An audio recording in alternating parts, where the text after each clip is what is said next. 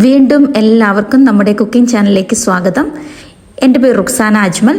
ഇന്നൊരു beef fried റെസിപ്പിയുമായിട്ടാണ് ഞാൻ നിങ്ങളുടെ മുന്നിലേക്ക് എത്തിയിട്ടുള്ളത്. വളരെ കുറച്ച് ഓയിലിൽ ഫ്രൈ ചെയ്തെടുത്തിട്ടുള്ള ഒരു ബീഫ് ഫ്രൈഡ് റെസിപ്പിയാണിത്. വളരെ ടേസ്റ്റിയുമാണ്. എല്ലാവരും ഒന്ന് ട്രൈ ചെയ്ത് നോക്കുക. എൻ്റെ ചാനൽ ആദ്യമായിട്ട് കാണുന്നവരുണ്ടെങ്കിൽ പ്ലീസ് എൻ്റെ ചാനൽ ഒന്ന് സബ്സ്ക്രൈബ് ചെയ്തിട്ട് നിങ്ങൾ മുന്നോട്ടേക്ക് പോവുക. നിങ്ങളുടെ സപ്പോർട്ട് ഉണ്ടെങ്കിൽ മാത്രമേ എനിക്ക് മുന്നോട്ടേക്ക് പോകാൻ സാധിക്കുകയുള്ളൂ. അതോടൊപ്പം വീഡിയോ ഇഷ്ടപ്പെട്ടെങ്കിൽ ലൈക്ക് ചെയ്യുക, മറ്റുള്ളവർക്കും കൂടി ഷെയർ ചെയ്ത് കൊടുക്കുക. നിങ്ങളുടെ അഭിപ്രായങ്ങളും നിർദ്ദേശങ്ങളും കമൻറ്റ് ബോക്സിൽ അറിയിക്കുക. ഇനി കുക്കിംഗ് സ്റ്റാർട്ട് ചെയ്യാം.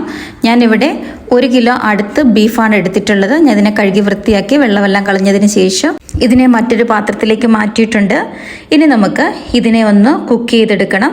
ഇതിലേക്ക് വേണ്ട വെളുത്തുള്ളിയുടെ കണക്ക് ആദ്യം പറയാം.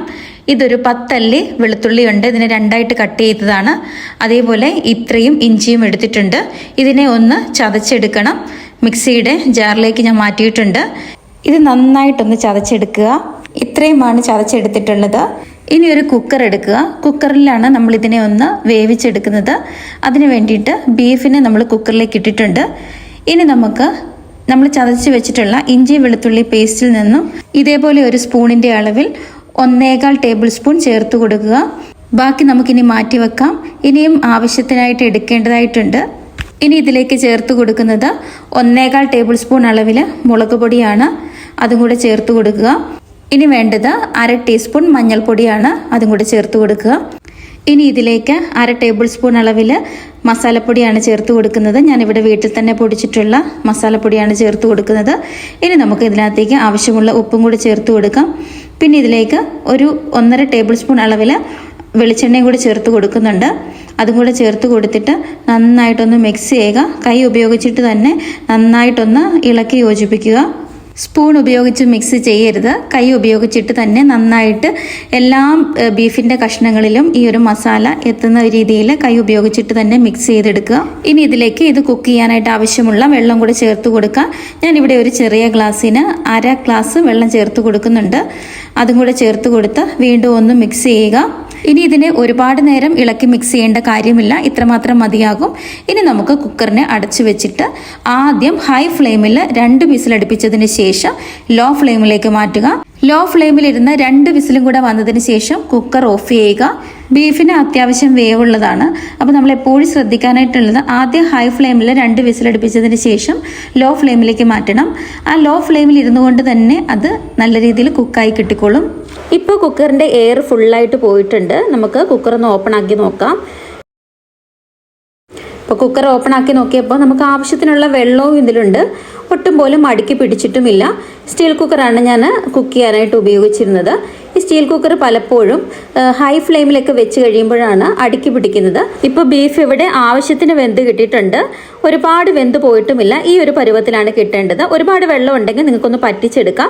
ഇനി ബീഫ് ഫ്രൈ ചെയ്യാനായിട്ട് ഞാനിവിടെ ഒരു നോൺ സ്റ്റിക്കിൻ്റെ കടായിയാണ് എടുത്തിട്ടുള്ളത്. നിങ്ങളുടെ കയ്യിൽ നോൺ സ്റ്റിക്ക് ഉണ്ടെങ്കിൽ അതായിരിക്കും ഏറ്റവും ബെസ്റ്റ്. അല്ലെങ്കിൽ ഇരുമ്പിൻ്റെ കടായി ഉണ്ടെങ്കിൽ അത് നല്ലതായിരിക്കും. ഞാൻ ഈ നോൺ സ്റ്റിക്കിൻ്റെ കടായിലേക്ക് 2 ടേബിൾ സ്പൂൺ അളവിൽ വെളിച്ചെണ്ണ ഒഴിച്ചു കൊടുത്തിട്ടുണ്ട്. ഇനി 25 ചെറിയ ഉള്ളി 2ആയിട്ട് കട്ട് ചെയ്തതും കൂടെ ചേർത്ത് കൊടുക്കാം. എപ്പോഴും ഫ്രൈ ചെയ്യാനും റോസ്റ്റ് ചെയ്യാനായിട്ടുമൊക്കെ ചെറിയ ഉള്ളിയാണ് ഏറ്റവും ബെസ്റ്റ്.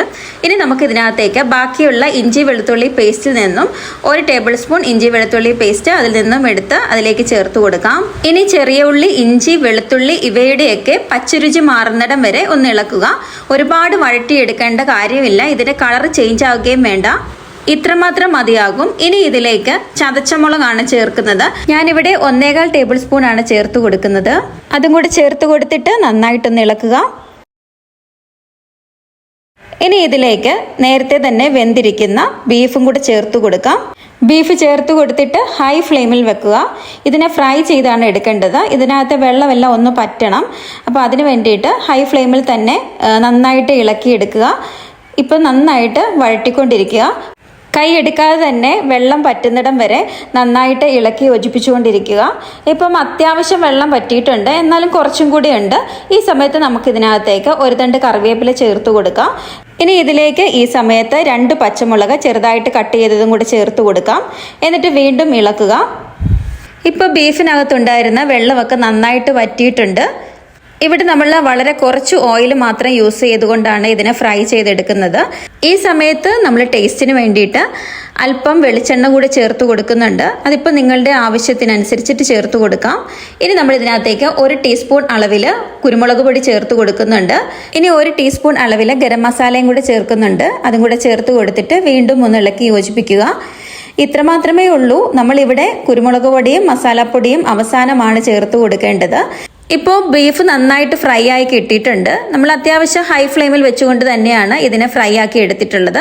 ഒരുപാട് ഓയിലിൻ്റെ ഒന്നും ആവശ്യം വന്നിട്ടില്ല. സാധാരണ ഫ്രൈ ചെയ്യുമ്പോൾ നന്നായിട്ട് ഓയിൽ ഒഴിച്ചിട്ടാണ് ഫ്രൈ ചെയ്യുന്നത്. നമ്മളിവിടെ വളരെ കുറച്ച് മാത്രം ഓയിൽ ഒഴിച്ചുകൊണ്ടാണ് ഫ്രൈ ചെയ്തെടുത്തിട്ടുള്ളത്. ഇനി ഒരു പാൻ അടുപ്പത്തേക്ക് വെക്കുക. അതിനകത്തേക്ക് വളരെ കുറച്ച് മാത്രം ഓയിൽ ഒഴിച്ചു കൊടുക്കുക. അതിനകത്തേക്ക് 1 പിടി തേങ്ങാക്കൊത്ത് ചേർത്ത് കൊടുക്കുക. എന്നിട്ട് ഒന്ന് മൂപ്പിച്ചെടുക്കുക. നന്നായിട്ട് മൂത്ത് വരുമ്പോഴേക്കും ഫ്ലെയിം ഓഫ് ആക്കുക. എന്നിട്ട് അതിൽ നിന്നും തേങ്ങാക്കൊത്ത് മാത്രം ഇതിലേക്ക് ഇടുക. ഓയിൽ എടുക്കേണ്ട ആവശ്യമില്ല. ഇതും കൂടെ ഇട്ട് കഴിഞ്ഞിട്ട് നന്നായിട്ട് വീണ്ടും ഒന്ന് ഇളക്കി യോജിപ്പിക്കുക. ഇത്രയും ഉള്ളൂ, നമ്മുടെ സ്വാദിഷ്ടമായിട്ടുള്ള ബീഫ് ഫ്രൈ ഇവിടെ റെഡി ആയിട്ടുണ്ട്. ഈ ഒരു ബീഫ് ഫ്രൈ വളരെ ടേസ്റ്റിയാണ്. എല്ലാവരും ട്രൈ ചെയ്ത് നോക്കുക. വീണ്ടും പറയുകയാണ്, ഈ ഒരു റെസിപ്പി നിങ്ങൾക്ക് ഇഷ്ടപ്പെട്ടെങ്കിൽ ലൈക്ക് അടിക്കുക, സബ്സ്ക്രൈബ് ചെയ്ത് സപ്പോർട്ട് ചെയ്യുക, മറ്റുള്ളവർക്കും കൂടി ഷെയർ ചെയ്ത് കൊടുക്കുക. അതേപോലെ തന്നെ അഭിപ്രായങ്ങളും നിർദ്ദേശങ്ങളും കമന്റ് ബോക്സിൽ അറിയിക്കുക. വീണ്ടും ഒരു പുതിയ റെസിപ്പിയുമായിട്ട് ഞാൻ നാളെ വരുന്നതായിരിക്കും. അതുവരേക്കും ഗുഡ് ബൈ.